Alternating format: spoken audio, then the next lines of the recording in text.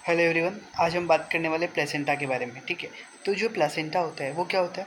ये कॉम्बिनेशन होता है मैटरनल एंड फीटल टिश्यू के इंटरडिजिटेशन का। ठीक है, इंटरडिजिटेशन कैसे? मतलब ये दोनों मैटरनल एंड फीटल टिश्यू क्या करते हैं, आपस में मिल जाते हैं। ठीक है, और फिर किसका फॉर्मेशन करते हैं? प्लेसेंटा का। अब प्लेसेंटा क्या काम करती है? अब प्लेसेंटा के आगे फंक्शन की बात करेंगे। प्लेसेंटा दिखती कैसे?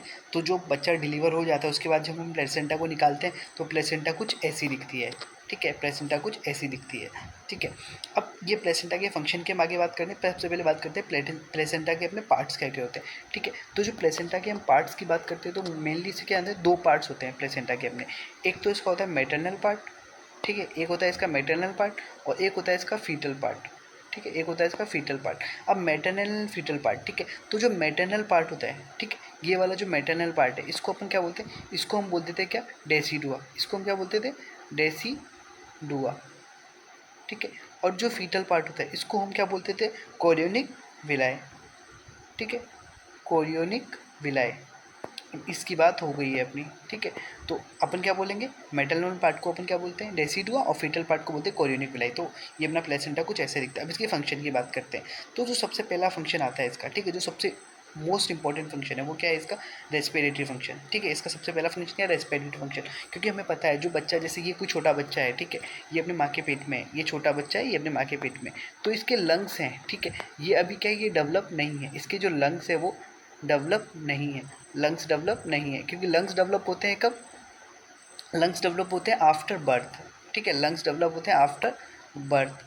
तो जो बच्चा जैसे बर्थ जैसे बाहर आता है, ठीक है, माँ के पेट से बाहर आता है, तो सबसे पहले जो सांस लेता है तो बच्चा रोता है। क्यों रोता है? क्योंकि इसके लंग्स में एयर अभी एंटर हो रही है, तो उसकी वजह से वो रोता है। ठीक है, तो अब यहाँ पे आफ्टर बर्थ होते हैं। जो बिफोर बर्थ, ठीक है, तो ऑक्सीजन वगैरह कहाँ से मिल रही है? वो सारी की सारी ऑक्सीजन उसको मदर्स मतलब प्लासेंटा दे रहा है। ठीक है, तो उससे जो बच्चे के जो भी CO2 है उसको ये प्लासेंटा क्या करता है? उसको अपने प्लासेंटा अपने पास रख लेता है, और जो ऑक्सीजन है उसको यहाँ पे मतलब शिफ्ट कर देता है। ठीक है, अब डाइजेस्टिव सिस्टम में इसका क्या रोल होता है कि मदर से जो भी न्यूट्रिएंट्स होते हैं वो सारे के सारे न्यूट्रिएंट्स क्या करते हैं? बेबी को कैसे मिलते हैं? प्लासेंटा के थ्रू मिल जाते हैं।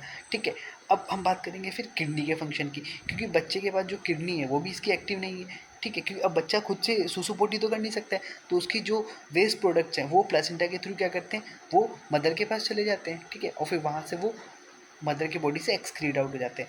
अब फिर क्या करते हैं? जो बच्चा है पेट में, ठीक है, उसको इम्यूनिटी भी चाहिए, क्योंकि बहुत सारे फैक्टर्स हैं, ठीक है, बहुत सारे ऐसे वायरसेस हैं, बहुत सारे ऐसे इम्यूनोलॉजिकल फैक्टर्स हैं, ठीक है, जो उसको क्या कर सकते थे कि वहाँ पे कभी भी वो बच्चे पे अटैक कर सकते हैं। तो वहाँ पे, ठीक है, तो ये जो प्लेसेंटा होता है, ठीक है, वो इम्यूनिटी प्रोवाइड करता है। जो एंटीबॉडीज़ हैं, ठीक है, एंटीबॉडीज़ वो क्या करते हैं? बच्चे के पास भेजता रहता है। अब जैसे हम बात करते हैं IgG एंटीबॉडीज़ होती हैं।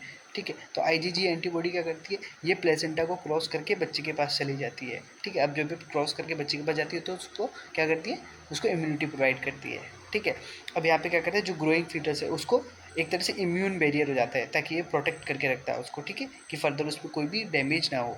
फिर उसके हार्मोन प्रोडक्शन पे भी काम करते हैं, ग्रोथ फैक्टर्स भी रिलीज़ करता है। अब हार्मोन कौन कौन से? HCG हार्मोन रिलीज़ करता है, ईस्ट्रोजन, प्रोजेस्टेरोन, ये सारे के सारे हार्मोन कौन रिलीज़ करता है? अपना प्लेसेंटा रिलीज़ करता है। एक इसके और भी हार्मोन होते हैं, ह्यूमन प्लेसेंटा लैक्टोजन।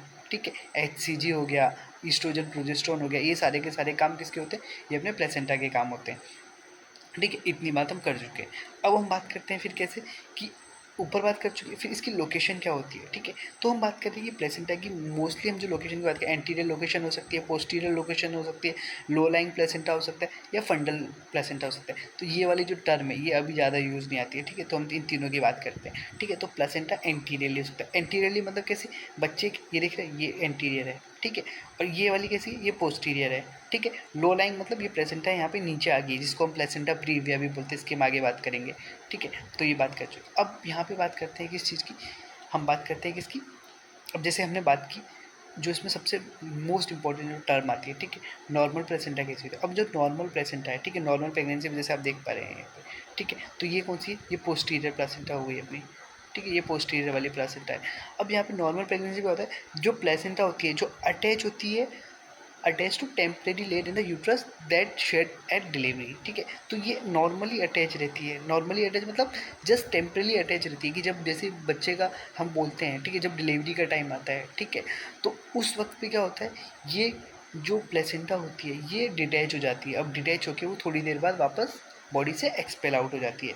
बट कुछ कंडीशन में, ठीक है, ये प्लेसेंटा क्या करती है, जो अपना यूट्रस है, ठीक है, ये जो यूट्रस हम बात कर रहे हैं, ठीक है, इससे हार्डली अटैच हो जाती है। तो उस कंडीशन में जो जो टर्मिनोलॉजीज आती है हम उसकी बात करते हैं। तो सबसे पहली जो चीज़ आती है उसमें क्या आती है, प्लेसेंटा एक्रीटा, ठीक है। प्लेसेंटा एक्रीटा में क्या होता है, जो प्लेसेंटा होती है, ठीक है, वो यूट्राइन वॉल से डीपली अटैच हो जाती है, जैसे इस वाले डायग्राम में देखने को मिल रहा है, ये डीपली अटैच हो गई इससे, ठीक है।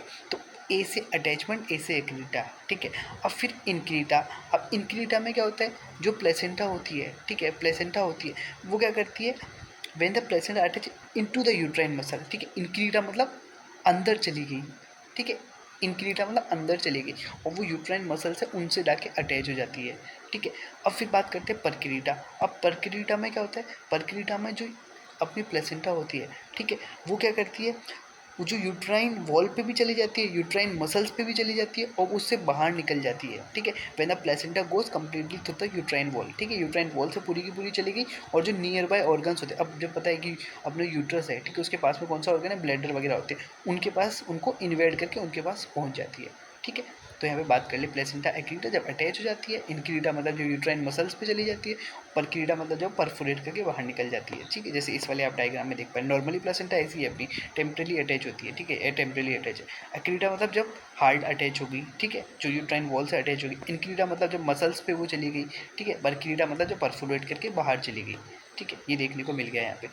अब ये जैसे यहाँ पे भी देखने को मिल रहा है, ठीक है। तो ये जो हम बात करें, जैसे डेसिडुआ की बात कर रहे थे, ठीक है, तो डेसिडुआ कौन सी, जो उसका कौन सा वाला पार्ट है, इसका मेटरनल वाला जो पार्ट होता है प्लेसेंटा का, उसको हम डेसिडुआ बोलते थे, ठीक है। अब यहाँ मायोमेट्रियम मसल लेयर है जो यूट्रस की अपनी, ठीक है। अब यहाँ पे स्कार है, ठीक है, इसकी कोई दिक्कत नहीं है। प्लेसेंटा यहाँ पे ऐसे नॉर्मली अटैच रहती है। एक्रीटा में क्या होती है, यूट्राइन वॉल से अटैच हो जाती है। इनक्रीटा में क्या होती है, वो उसकी मसल्स लेयर में चली जाती है, परक्रीटा में परफोरेट करके बाहर निकल जाती है, ठीक है। अब प्लेसेंटा एक्रीटा में क्या होने वाला है, ठीक है, एक्रीटा मतलब अटैच हो जाती है, जैसे आप इस वाले डायग्राम में देख पा रहे हैं, यहाँ पे अटैच हो गई है ये, ठीक है, प्लेसेंटा एक्रीटा में। तो यूट्राइन वॉल है, ये प्लेसेंटा है, ठीक है, ये अम्बिलिकल कॉर्ड। अब हम अम्बिलिकल कॉर्ड की भी एक बार बात कर लेते हैं यहाँ पे कि अम्बिलिकल कॉर्ड में क्या क्या होता है, ठीक है। अम्बिलिकल कॉर्ड की जब हम बात करते हैं, ठीक है, तो जो नॉर्मल अम्बिलिकल कॉर्ड की हम बात करते हैं, तो यहाँ पे ये अम्बिलिकल कॉर्ड, ठीक है, इसके अंदर क्या होता है, इस अम्बिलिकल कॉर्ड के अंदर ब्लड वेसल्स होती है, ठीक है। इस अम्बिलिकल कॉर्ड में क्या होती है, ब्लड वेसल्स होती है। अब ब्लड वेसल्स में क्या होती है, इसके पास दो तो आर्टरीज होती है, ठीक है, और एक क्या होती है, एक वेन होती है। आप इस तरीके से याद कर सकते हैं, आर्टरी अपनी गोल होती है, वेन अपनी क्या होती है, थोड़ी फ्लैट होती है। तो ये क्या है इसकी, ये यूट्राइन आर्टरी है, ठीक है, दो यूट्राइन आर्टरीज होती है, ठीक है, और एक क्या होती है इसके पास, यूट्राइन वेन, ठीक है, सॉरी, यूट्राइन नहीं, यहाँ पे क्या है, ये अम्बिलिकल आर्टरी होती है और अम्बिलिकल वेन है, ठीक है। ये क्या होती है, अम्बिलिकल आर्टरी और अम्बिलिकल वेन, ठीक है, ये अपनी क्या है, अम्बिलिकल वेन। तो दो तो यूट्राइन, सॉरी, अम्बिलिकल आर्टरी होती है और एक अम्बिलिकल वेन होती है, ठीक है। इसके पास वार्टन जेली भी होती है, ठीक है। जो वार्टन जेली क्या करती है, जो जो अपनी ब्लड वेसल्स होती हैं, ठीक है, उनको कशन प्रोवाइड करती है, ठीक है। अम्नियोन भी होती है, ठीक है, मतलब फ्लूइड प्रेशर को मेंटेन करने के लिए कुछ स्मूथ मसल्स भी आ जाती हैं, ये सारी चीज़ें होती हैं इसके अंदर, ठीक है, ये हमने बात कर चुके हैं, ठीक है। तो ये अम्बिलिकल कॉर्ड की बात हो गई, जिसके अंदर क्या है, दो तो आर्टरी है अपनी और एक वेन है, ठीक है। तो ये क्या है, अपनी दो आर्टरी है और ये आपको रेड वाली दिखिए, ये एक वेन है, ठीक है। अब यहाँ पे बात करिए नॉर्मली कैसे होती है, नॉर्मली ऐसे अटैच होती है अपनी, ठीक है। एक्रीटा में क्या होती है, देखिए यहाँ पे देख पा रहे हैं, ये पूरा का पूरा नॉर्मल अटैचमेंट। एक्रीटा में इसकी जो यूट्रस की मसल्स है, ठीक है, यूट्राइन वॉल से अटैच हो गई। एनक्रीटा में क्या करी, यूट्राइन मसल्स के पास चली गई। परक्रीटा में क्या करी, उसने परफोरेट करके बाहर निकल गई, ठीक है। तो हम इसकी बात कर लिया यहाँ पे, ठीक है। तो नॉर्मली ये सारा का सारा स्ट्रक्चर चलता है, बट हमने इसकी ज़्यादा बात मतलब नहीं करते। ये काफ़ी ज़्यादा देखने को मिल जाता है यहाँ पे, ठीक है, मतलब काफ़ी ज़्यादा पे ये प्लेसेंटा एक्रीटा इनक्रीटा परक्रीटा कैसे देखने को मिलते हैं, तो यहाँ पे आप समझ चुके हैं इससे, ठीक है। So thank you.